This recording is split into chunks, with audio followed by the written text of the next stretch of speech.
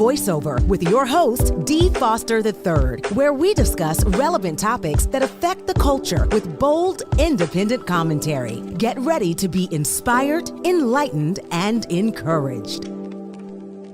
Welcome to the Voiceover Net podcast. I'm your host, Dee Foster III, CEO and President of Wake Up Global Networks International. We have a show for you today. Like, share, subscribe, and follow. I'm so excited that you joined us for this particular show. But before I show you a glimpse of what you are in store for, you know the role, you know the script. Make sure it's Friday, straight, no chaser, wherever you are. Download this, put it in your contacts. I know you're going to be entertained, edified, educationalized, if that's a word, educationalized, and encouraged. Listen, I want to say thank you for all of those of you that share, that follow, that are consistent in supporting this, the Voiceover Now podcast, the Voiceover Today audio podcast in the Sunday mornings. That's right, the Voice of Hope connection right here on this fine station, WPBMediaNetworks.com. I want you to support this station. April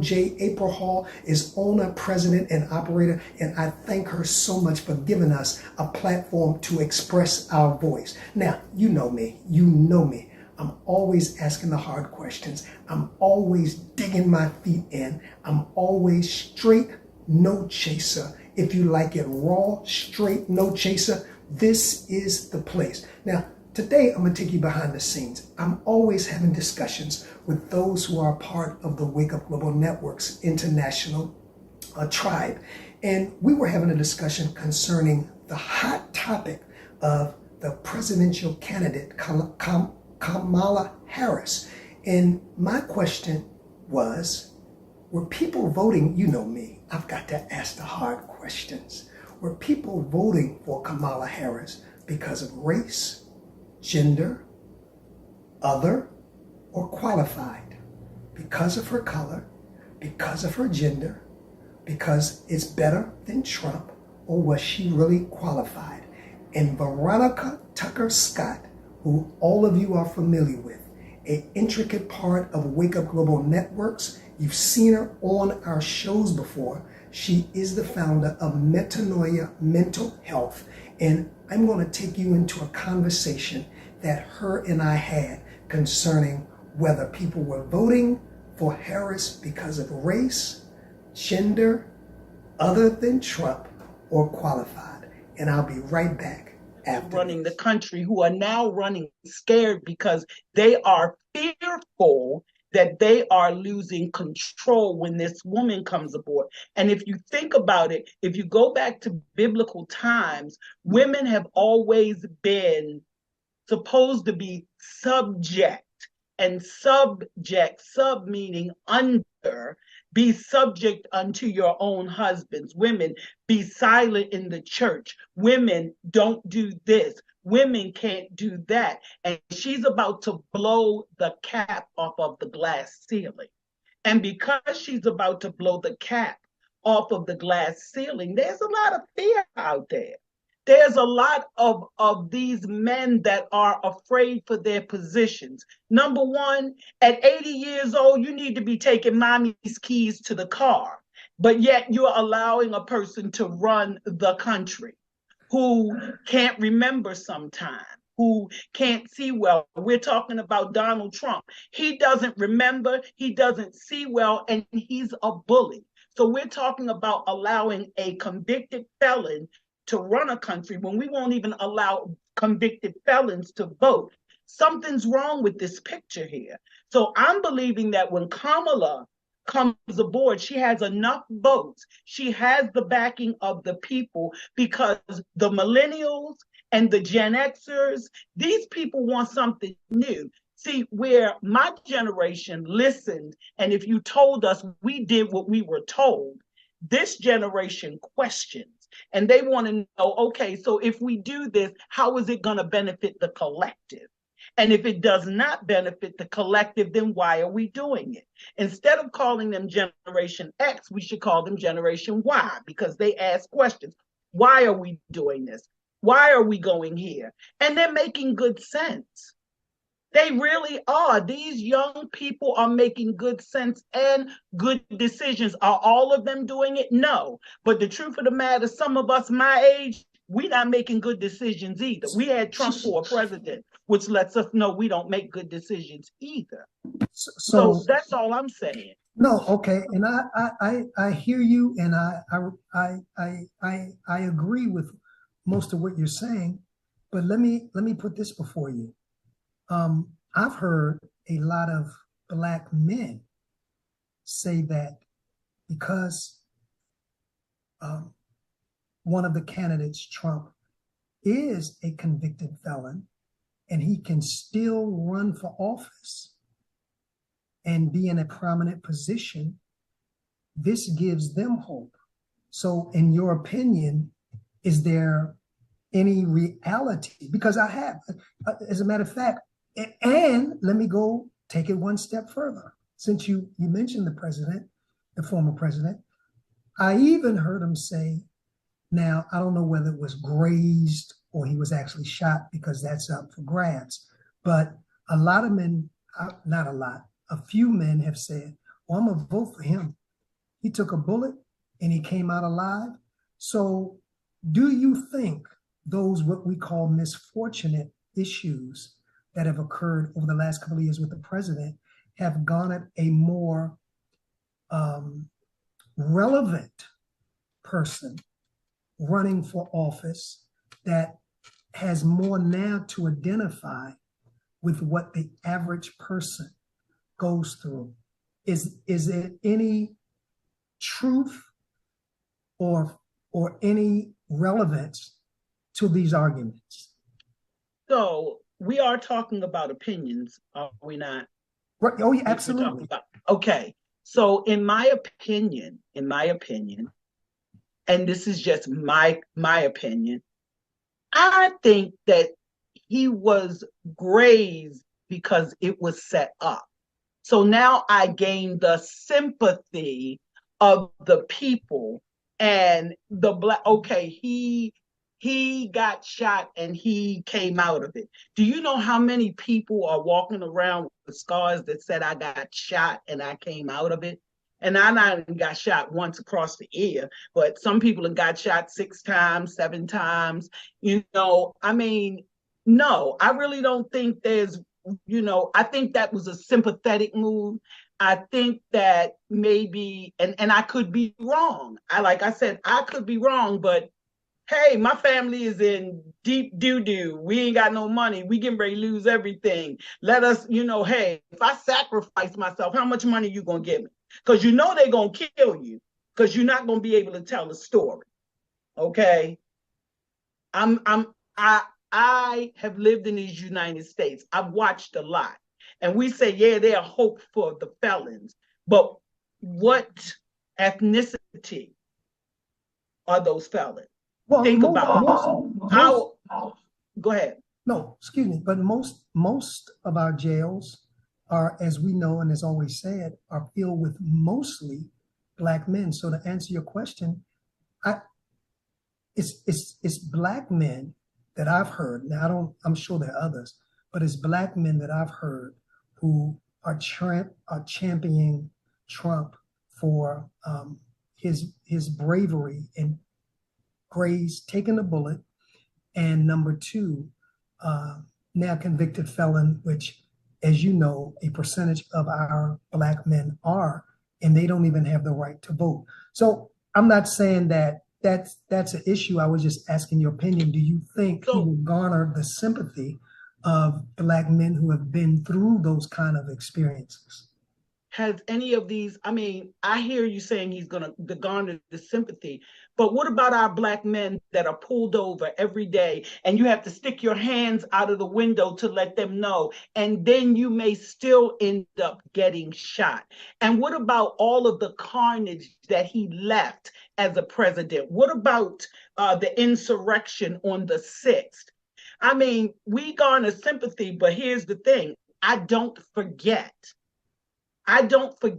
If you could do that and they could storm what is the White House, which is supposed to be the most protected place and they could do that, what else can they do with him in office? We're looking at, to me, if he gets in office, civil war, because our older generation, we did what we were told. These young people, they're gonna let you know, I'm not my grandmother.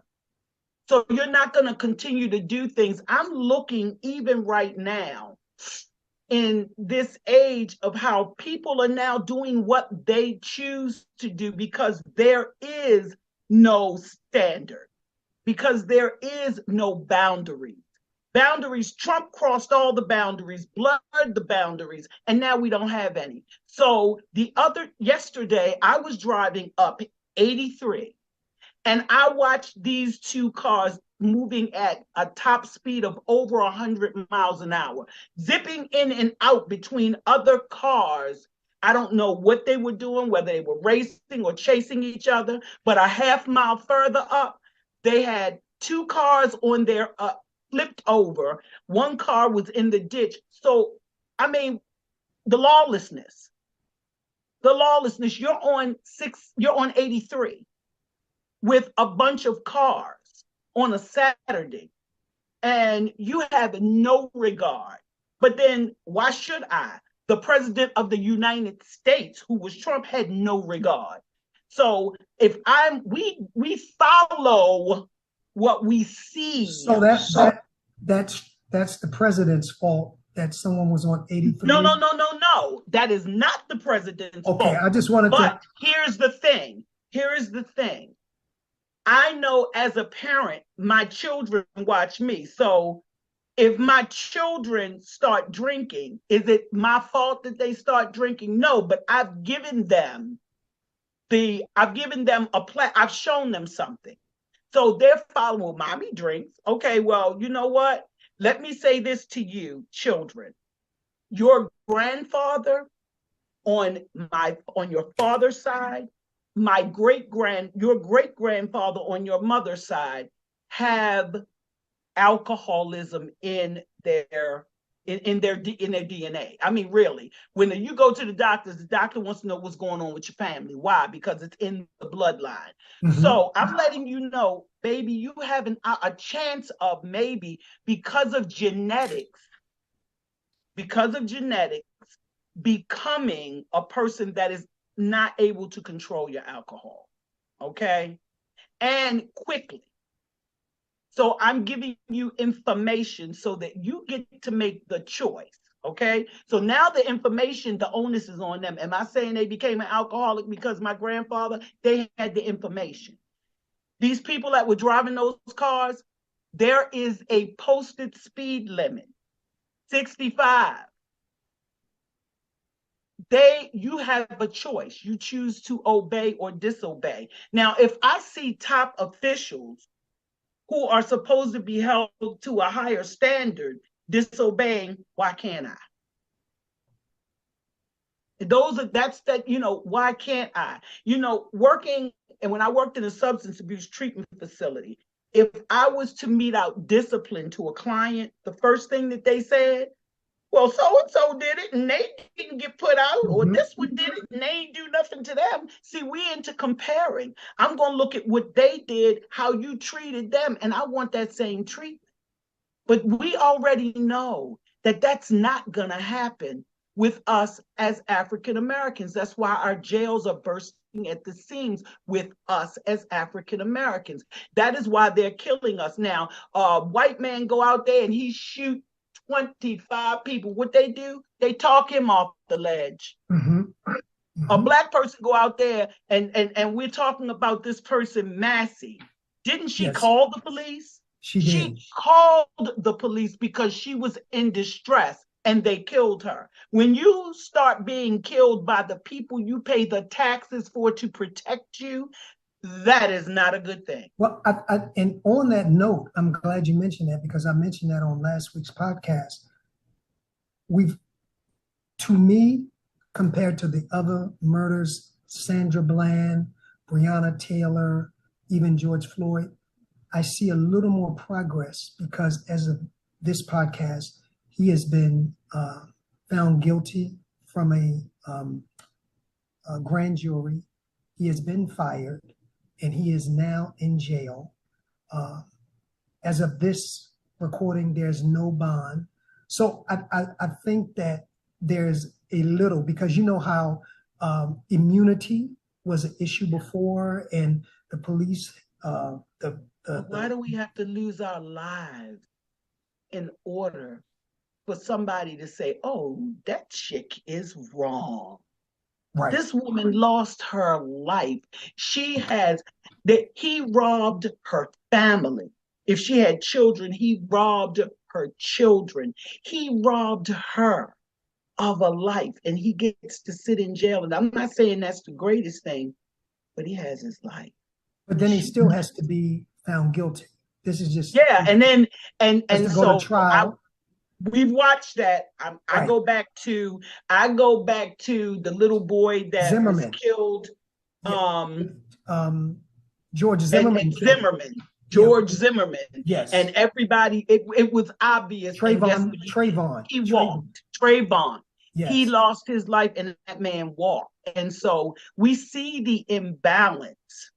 We see the imbalance of justice. The scales of justice are supposed to be like this. They're like that. Yes. They're supposed to be. It's according to what end of the spectrum you fall on. And that's not. So having said that, as we started this conversation with Kamala, and this was a point, and you can go back, those of you that are viewing and look at last week's show, do you believe she will be a bigger voice for justice along with everything else that she tackles for our community? Just your opinion. Do you think that she will be a bigger voice? I am hopeful. Okay. I am hopeful. I'm not going to say yes. I am hopeful because we're human beings. And so human beings we say we're predictable, but really, are we? I mean, my computer, I can predict when I hit the button, it's going to come on. If I access a program, it's going to come up. I know it. But humans, we are people that have emotions, thoughts, ideas. And so I am hopeful. I am hopeful that she sees what the people need, and she is willing to step in to push us in that direction. I think her would actually push this country toward moving in a better direction. I think it would help to reset the nation for more equality. That's what I'm believing, that that it will set the nation for more equality, because what's happening is, and it's not a bad thing, is the system is crumbling, and it needs to. Just like the bridge, because of the foundation and how long the foundation had been there. And, after something has been there for a while, we got to check the structure to see if there's been any structural damage in order to make sure that it continues to perform at its optimal level. And we have neglected to check our structures in government to see that it performs at optimal levels, because in a lot of ways it does not. So my last question to you, Veronica Tucker-Scott, all of the support and all of the garnishing rallies around Kamala Harris, let me ask you this, in your opinion again, is she getting the support because of her? Or do you feel she's getting the support because of her opponent, Trump? In other words, I always say that in our community, we are always left with the lesser of two evils. Voting for them because they're better than putting them in. Because I've been hearing a lot of that too, that anybody other than Trump, and I get it. So as a female, a Black female, African-American in this country, do you believe she's garnishing support on her own merits, or she's garnishing the amount of support because anybody other than Trump? What's your thoughts on that? I think it's a both and. Okay. It's a both and. It's a, I believe that she merits, I believe she has the education, I believe she has the understanding, I believe she has the wisdom. So I do believe that she would make a good president. And I don't want Trump in either. So it's a both and. You Okay. know, it's definitely a both and. Now, one of the things that she may come up against with some people, especially men, is the fact that she's a woman and they don't feel as though we should answer to a woman.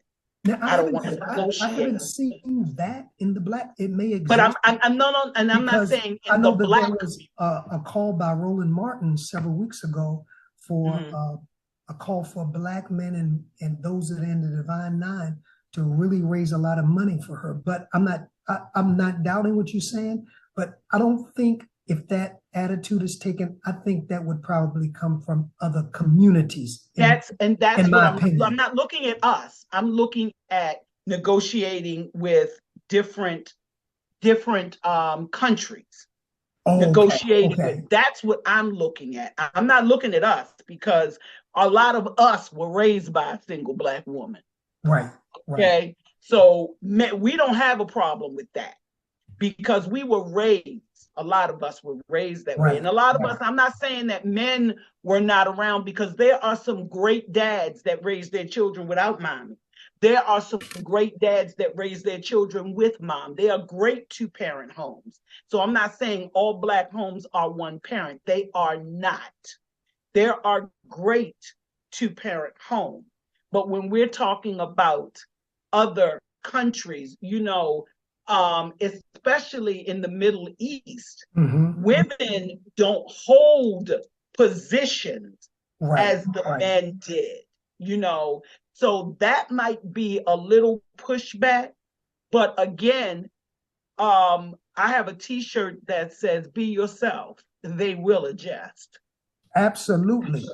Well, I want to say thank you for your opinion. It's been a very interesting dialogue on the Voice Over Now podcast. I want to say thank you. I felt it was very important. I have my opinion.